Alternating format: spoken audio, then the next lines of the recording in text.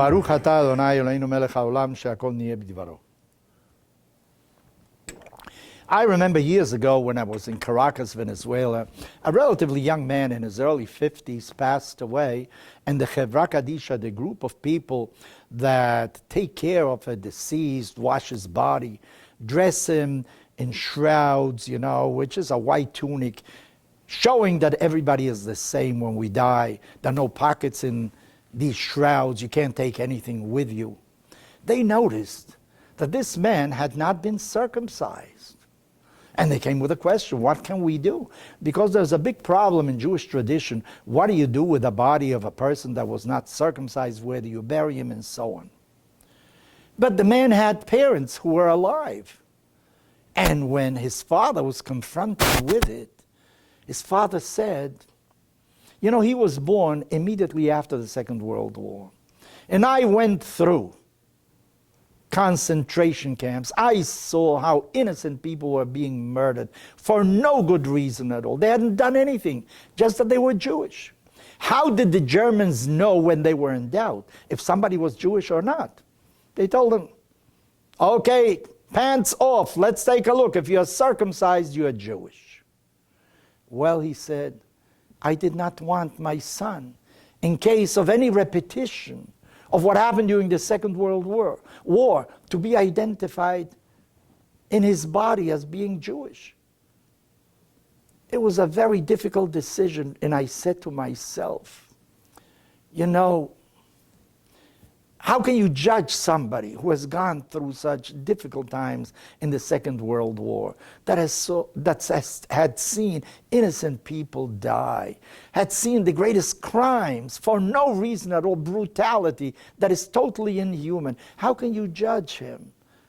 Of course, I said he should have done it, but on the other hand, I didn't have the moral right to call his attention and say, you should have done something different.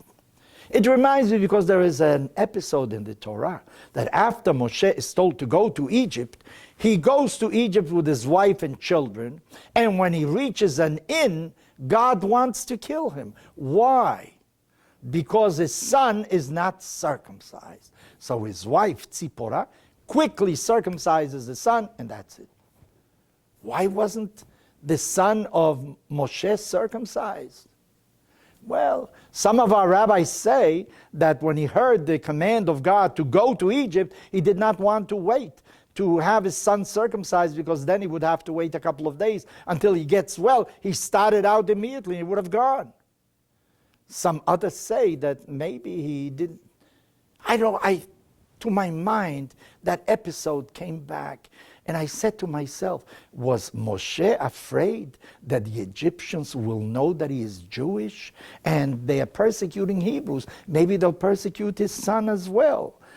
It went through my mind. I don't think, nobody mentions that, but because of the episode that happened in Caracas, it was always in the back of my mind. Because remember, it says in the Torah that when the daughter of Pharaoh rescued Moshe, he was floating in the Nile River. She saw Kitovhu, that he is good. Our rabbi said, you know what Kitov means? That he was circumcised. And she immediately recognized, Miyaldei ha'ivrim. This must be one of the Hebrew children that has been placed in the river in order to save him, and somebody should save him. So I always thought to myself, was that the reason why Moshe did not circumcise his son? But on the other hand, circumcision is really the passport of a Jew. You are circumcised, and that makes you a member of the Jewish people. It's a brit. It's an arrangement. You have a deal with God. God is going to be my God, and I am going to offer a sacrifice, part of myself, to teach me that in this world you have to offer something of yourself. When I was younger in Lima, Peru, I remember a different episode, but it has to do with the same thing. There was a family that had 3 sons, and the 3 sons were not circumcised. And of course, they went to the Jewish school. It was a Jewish family, and some fellow students realized maybe in the bathroom This kid is different. He doesn't look like the rest of us. He is not the same. So the story goes, and this is a real story. One day, at lunchtime, the oldest of the three children, must have been maybe 17, 16 at the time, with the youngest 12, something like that, says in the name of his brothers, "Father, why didn't you circumcise us when we were little children?" So the father says he was of liberal leftist leanings. He didn't live like a communist at all. He lived like everybody else, comfortable, but he had some leftist ideas. And he said, you know, I think it is not right for one human being to decide for another human being. Each and every one of us is an individual, and I didn't think I had the right, when you were defenseless, 8 days old, to do something on your body without your consent. So therefore I decided I'm not going to circumcise you.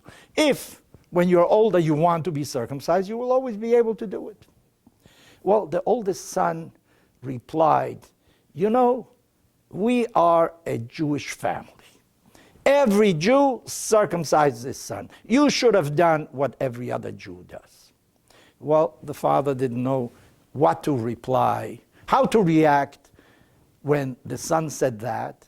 And there was a tremendous party, I remember, in Lima, Peru. It was a city event for the Jewish community. When the three boys on a given date were circumcised, of course, you had to have some kind of local anesthesia. These weren't little children of 8 days. These were already, you know, young adults, so to speak. You had to have a anesthesiologist present at the time so that they should be able to tolerate it. But it was the greatest party in the Jewish community when all these children were circumcised. So maybe in the story of Moshe, we are told that in order to tell you, even though you may be placed in danger because you are circumcised, you should know that that is part of being Jewish. It's part of our identity. And even to this day, many families that are not very observant still adhere to this practice.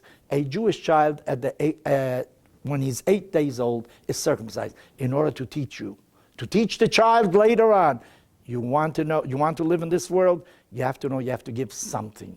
You have to sacrifice something, not only of what you have, even something of yourself. Of course, circumcision is something very minor. It is only a piece of skin, but it is very symbolic of what life expects of us in the future, that we have to give up something of ourselves.